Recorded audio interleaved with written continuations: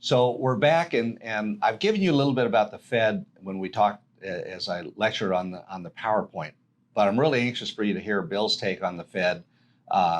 Bill and his partner Sam give a monthly luncheon for us real estate agents, and there's always this geek out session we have at the front of it where he and Garrett, the sales manager, they get up there and they start talking about what the Fed's doing.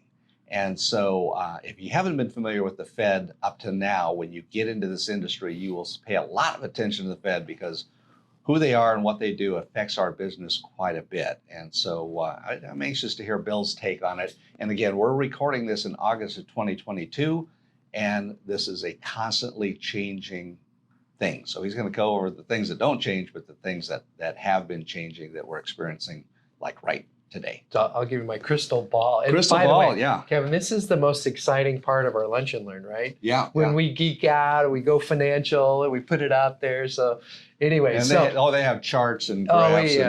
We're so good at this. We love it. And I think you guys will like this too, but no. So the Fed has a lot to do with the direction of interest rates, where they go, inflation, everything that happens out there. It's very dictated by what the Federal Reserve does. And they have the Federal Reserve that is made up, I can't remember how many members are on that, but I think it's 12. 12, yeah. 12 members throughout the country, and they get together 8 times a year, and they basically figure out the direction. Oh yeah, they go, oh my God. And they basically are controlling how the economy is going. And they have a couple of different levers to move in order to make it work. Well, as we know, and it's not anything new right now, inflation has really skyrocketed, right? It went as high as 9.1. We're now, the July figure came out, it's 8.5%. That's good. High, but everyone's like, it came down. It's not that good. So the Fed target to have kind of an equilibrium, everything being calm. It's not always, it's just kind of boring, but the government kind of wants boring at times. But the where they want it, they would love to have inflation at 2%. So if they can keep inflation somewhere hovering around 2%, that's a really good thing for them. 8.5%, it's too high. Too high. Okay. Then what they have to maneuver the economy is, and then one other thing I want to say, there's also GDP, gross domestic product, right? So that's how the economy grows quarter after quarter after quarter, and they measure that. And so the target for the government on GDP growth on a quarterly basis is between 2 and 3%.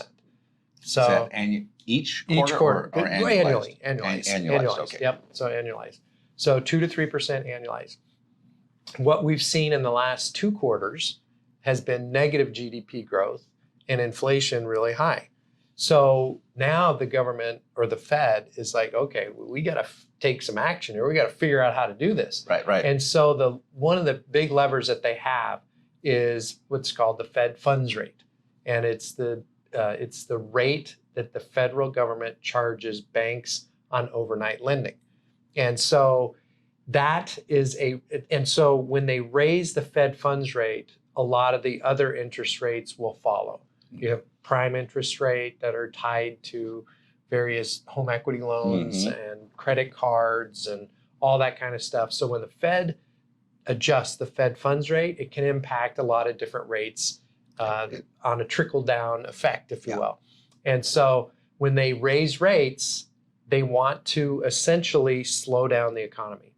They're trying to slow down the economy so that inflation right now will come back into play, because everybody got this money that they got money sent to them. I got some more money in my mailbox from the government. I think I'll go spend it. So they went and they spent it. They kept spending it, and then all of a sudden supply chain issues happen because everybody spent a lot of money. Right. And there was a lot of money to spend, and so then when you have supply chain and everyone's trying to buy the same goods and services, and there's a car shortage and then electronic shortage and all that kind of, and houses being built, they couldn't get, materials for the houses. And all of a sudden, because of that, well, guess what happens? Prices rise. because it's supply and demand. Shortage of supply. Shortage of supply. So now what they're doing, and they were behind the curve. They really, I personally, I don't know if I should get in. I would. You would? Okay. I I think from there I don't was pull there punches. was political. I think there was a lot of political shenanigans going on that the Fed was kind of holding back on the adjustments that they made. So they ended up getting a little bit behind the curve in terms of adjusting the Fed funds rate, and now they're playing catch up. Right. And I think it's going to be a little bit more time before we see that. But we've already seen about 2.25%, I think, increase so far. Mhm. No, anyways, but there's another 0.75% raise that they're anticipating Right. at the next meeting, possibly another 0.5% at the end of the year. So that rate will continue to go up. It's to tamp that inflation down, hopefully trying to get it down into that 2% level. Right. So, Yeah, and we've seen this before. You know, I lived through the inflation of the late '70s in this industry, and so the early '80s when Volcker had to kick those rates up super high, and we had 18% mortgage money. I mean, it was crazy, crazy days. But you know, so I think as a country, those of us of a certain age have that shared memory of, oh my goodness, we don't want that to happen again, Yeah. because we know how tough that was, and yet kind of here again. So we're here again. And last year, just to give you a perspective, last year, interest rates on August 8th of last year were 2.78%. They're now, Sarah, what were they today? 5.229%. So 5.29%. So quite a bit higher Mhm. than they were just over a year ago. Yeah. And that hurts affordability. It impacts people just buying homes. Rents have gone up a lot. So inflation has impacted a lot of people right now. And that, to me, is the biggest thing that they have to look at trying to do, is lower that inflation rate so that we can get back to a more calm, normal time period. Yeah, they're always trying to find equilibrium, and I agree with you, is that I think they didn't take their foot off the gas soon enough, and now they're having to really pump the brakes hard. Yeah. which is what they do with this. They're pumping the brakes, and it's tough. You know, people will have to pay for that. But I will throw this one thing out there. One of my favorite comments was from Jerome Powell, who's the Fed chairman, who said, "We now understand that we don't understand inflation very well." And it was just like, wait a minute, Well, you guys are driving the bus, Yeah, and you don't understand inflation. Okay. Yeah, well, wait a second. So- Bernanke and Yellen said that, no, don't worry about this. We'll have a soft landing, right? Yeah, Remember all that Oh, soft yeah, landing yeah. and all this, and so it's like, we're hoping that the bus doesn't crash right now. But I think, right. honestly, I think we're going to be okay. I think they're putting in measures to try and tamp it down a little Mhm. bit.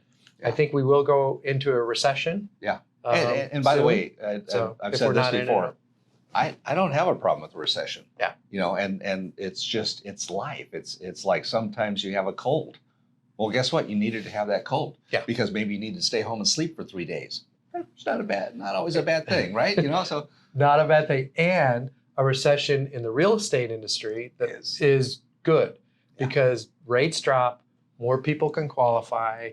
Real estate values almost always go up in a recession. Yeah, and it's nice. Right now we've seen we had this hyper peak that happened in about April, right? You know, and then all the Fed started doing all that they started doing, and now there's normality, and it's a tough part for real estate agents. Like, how do I deal with this normal market? You know, there's 3 houses I can show you now instead of the one that you didn't like. You know, Yeah, so I know they were panicked because they were only getting 4 offers on a home, 4 multiple offers instead of 20. Right, It's right, like, right. what's your problem? Oh my goodness, it's been 36 Yeah. hours on the MLS and I don't have an offer yet. Yeah. Wow. Okay, so that's not safe. It's not normal in any definition of normal. So I'm glad we're getting back to being able to breathe. Breathing. Yeah, Yes. yeah. Yeah. And being able to, wait, to actually produce a brochure I mean, there's times we didn't even print brochures sometimes because it's like, So do you think we fast. need to? Yeah. Well, no, we got multiple offers. Yeah. You know, so now we get to go back to really doing what we do as far Right. as marketing. So, Right. all right. Thank you so much.